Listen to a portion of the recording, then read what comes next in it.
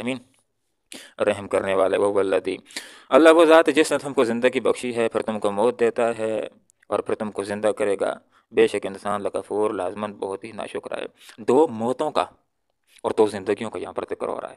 ایک موت تو وہ ہے کہ جب انسان دنیا کے اندر آیا نہیں تھا تو مردہ شکل میں ہے، کائنات کے اندر بکھرا ہوا ہے، رزق کے اندر کہیں پر وہ بکھرا ہوا ہے، پھر اسی رزق کو ایک لڑکا کھاتا ہے، ایک لڑکی کھاتی ہے، ان کا نکاح ہوتا ہے اور اسی کھانے سے ایک نطفہ بنتا ہے، پھر وہ ان دونوں کی ملاقات سے مدر رحم کے اندر نطفہ قرار پاتا ہے اور 9 مہینے کے بعد ایک ہستی وجود کے اندر آ جاتی ہے۔ تو یہ وجود کے اندر جو آ گیا ہے، پیدا ہو گیا، پیدا ہونے سے جو مردہ تھا، کائنات کے اندر ہواؤں فضاؤں کے اندر خوراکوں کے اندر بکھرا ہوا تھا، اس کو اللہ نے جمع کیا ہے خوراک کے اندر، پھر خوراک دو انسانوں نے استعمال کیے، پھر خوراک سے ان کو خون بنائے، پھر خون سے نطفہ بنائے، پھر نطفہ مادر رحم کے اندر قرار پایا ہے، پھر 9 مہینے کے بعد ایک ہستی وجود کے اندر آئی۔ تو وجود میں آنے سے پہلے کہاں تھا؟ مردہ حالت کے اندر تھا۔ یہ اس کے اوپر ایک ایسا وقت گزرا کہ جب اس کا نام لینے والا کوئی نہیں تھا۔ اب 9 مہینے کے بعد پیدا ہو گیا، اب اس کا نام بھی ہو گیا ہے، اب اس کا ذکر ہو گیا۔ ایک وقت ایسا تھا جب اس کا کوئی ذکر نہیں تھا، مردگی کی حالت اس کے اوپر تھی، تو اس مردگی کی حالت سے کس نے زندہ کیا؟ یہ اللہ رب العالمین نے زندہ کیا۔ انسان کا تو جرت نہیں ہے کہ ایک انگلی بھی بنا سکے۔ دنیا کے اندر بہت سارے ڈاکٹر ایسے بھی دیکھے گئے ہیں کہ بڑے بڑے لوگوں کا علاج کرتے ہیں جن کی اولاد نہیں ہوتی ہے، لیکن ان کی اپنی اولاد نہیں ہے۔ کتنے ہیں دم درود کرنے والے لوگوں کو وظیفے دیتے ہیں کہ یہ وظیفہ کرو اور تمہاری اولاد ہو جائے گی، لیکن ان کی اپنی اولاد نہیں۔ یہ اولادیں حقیقت میں دینے والا کون ہے؟ یہ زندگی بخشنے والا کون ہے؟ یہ حقیقت میں اللہ رب العالمین۔ اور یہ زندگی بخشنا یہ انعامات میں سے عظیم ایک انعام ہے کہ یہ زندگی تب تو ہم پہاڑوں کی خوبصورتی کو دیکھ سکتے ہیں، خوبصورت مقامات کی خوبصورتیوں کو ہم دیکھ سکتے ہیں۔ ہماری زندگی ہے، ہمیں اللہ تعالیٰ نے زندگی کی، ہمیں آنکھیں دی ہیں، ہم خوبصورت مناظر کو دیکھ سکتے ہیں۔ ہمیں اللہ تعالیٰ نے زبان دی ہے، ہم مختلف کھانوں سے اس کے مزوں کو لے سکتے ہیں۔ ہمیں اللہ تعالیٰ نے زندہ کیا، ہمیں اللہ تعالیٰ نے زبان دی ہے، اور ہم جس وقت پانی پیتے ہیں تو پانی سے ہم لطف اندوز ہوتے ہیں۔ تو یہ ساری نعمتوں سے ہم مستفید ہوتے ہیں اپنی زندگی کے ذریعے سے۔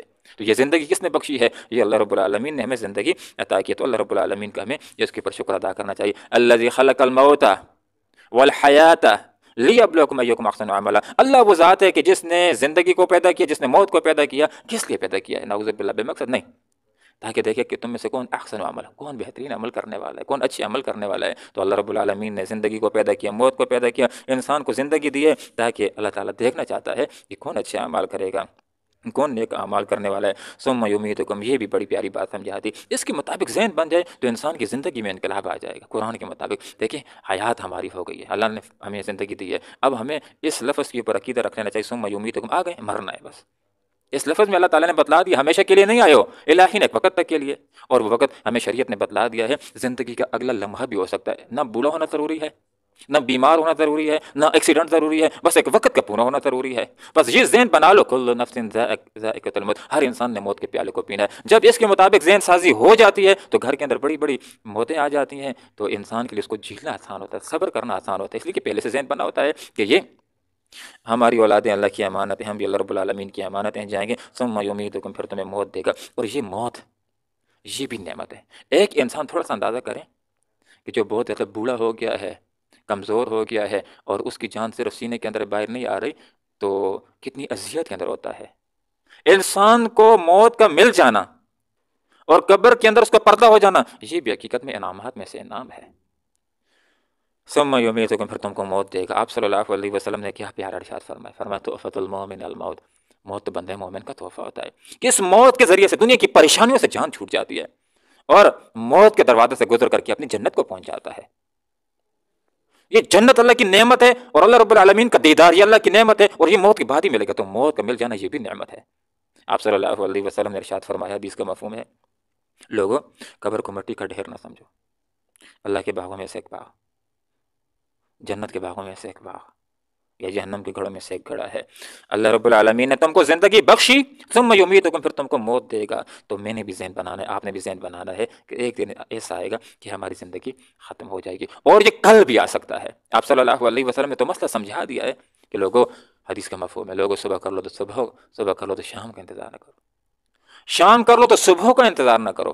رات گھر کے اندر ہے، دن قبر میں آ سکتا ہے، اور دن اگر گھر کے اندر ہے تو رات قبر کے اندر آ سکتی ہے۔ ثم یمیتکم، پھر تم کو موت دے گا۔ ثم یحییکم، پھر ایسی بات نہیں کہ مر جائیں گے، مر کر کے مر کھپ جائیں گے، جیسا کہ دنیا کے اندر کچھ کافروں کا عقیدہ ہے کہ بس انسان کی یہی زندگی ہے، مر کر کے دوبارہ کوئی زندگی نہیں ہے۔ ایسی بات نہیں ہے، بلکہ ہماری حقیقی زندگی تو موت کے بعد پیاری زندگی، تو موت کے بعد مزے کی زندگی، تو موت کے بعد انعامات والی زندگی، تو موت کے بعد شروع ہوگی والآخرۃ خیر و آپ کا آخرت کی زندگی، جنت کی زندگی وہ دنیا کی زندگی سے بہتر بھی ہے اور باقی بھی رہنے والے، ثم یحییکم، پھر تم کو زندہ کرے گا۔ تو موت کے بعد، قیامت کے بعد اللہ رب العالمین ہمیں جلائے گا، زندہ کرے گا، اٹھائے گا، محشر کے میدان کے اندر ہم حاضر ہوں گے اور اپنے اعمال کی جواب دہی کرنی ہے۔ اگر اچھے اعمال ہوئے تو جنت کی صورت کے اندر بہترین ٹھکانہ ہوگا، جس کے برے اعمال ہوئے تو جہنم کی صورت کے اندر بہت ہی برا اس کا ٹھکانہ ہوگا۔ ان الانسان، بے شک انسان لکفور، بہت ہی ناشکرا ہے۔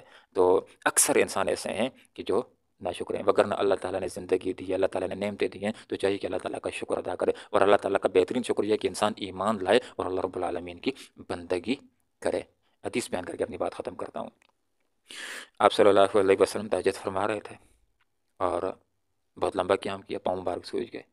زوجہ محترمہ کو رحم آ گیا، ترس آ گیا، جب سلام پھیرا تو عرض کیا کہ اللہ کے رسول، آپ کے تو اگلے پیچھے سارے گناہ معاف ہیں، آپ عبادت کے اندر اتنی خواری محنت زودگی کیوں کرتے ہیں؟ تو کیا پیارا جواب دیا، فرمایا اے میری زوجہ افلا اکون عبدا شکورا، کہ ہمیں اللہ تعالیٰ کا شکر گزار بندہ نہ بنو۔ اللہ نے کیا نہیں دیا ہے، کتنی نعمتیں اللہ نے دی ہیں، اللہ نے زندگی دی ہے۔ تو حقیقت میں ایمان لانا اور اللہ کی عبادت کرنا یہ بہترین شکر ہے۔ تو یہاں پر اللہ تعالیٰ نے یہ بات ارشاد فرما دی کہ بے شک انسان لکفور، لازماً بہت ہی ناشکرا ہے۔